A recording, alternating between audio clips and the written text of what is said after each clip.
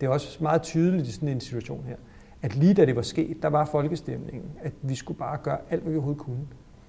Og der skal man nogle gange have lidt is i maven som politiker, fordi at nu er vi nået lidt længere hen i forløbet, og så begynder folk at snakke om, at behøver vi virkelig bruge så mange penge på det? Så det folk lige mener umiddelbart, når det er sket, det er ikke nødvendigvis det, de mener et år senere.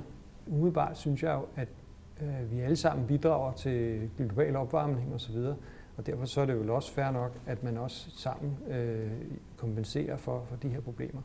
Men omvendt så er det jo også sådan, at man får en meget høj værdi ud af at ligge tæt ved kysten. Så der er jo en gevinst ved at have en grund med havudsigt, som den enkelte lodsejer scorer gevinsten på. Samtidig så synes jeg, at det er rimeligt, at staten går ind og betaler for, at man hjælpes ad med at kystsikre.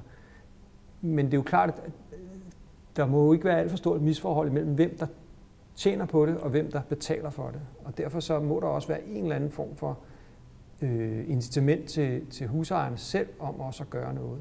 Men altså, hvis du spørger mig i forhold til kommunen, så vil jeg sige, at jeg har hørt det synspunkt fra nogle af borgerne, at det bare er en etisk forpligtelse for kommunen at gå ind og dække alle udgifter i forhold til at stormflodssikre. Det synes jeg ikke er rimeligt. Altså, der er jo også grænser for, hvad resten af kommunen skal betale for nogle enkelte husejers problemer. Jeg synes jo, og det er jo specielt, vi er jo en af de kommuner, der har givet allermest og gået allermindst ind i det her. Så jeg synes sådan set, at vi har fundet en rimelig balance, hvor vi selvfølgelig ikke lader folk i stikken, men omvendt heller ikke bare går ind og betaler hele gildet.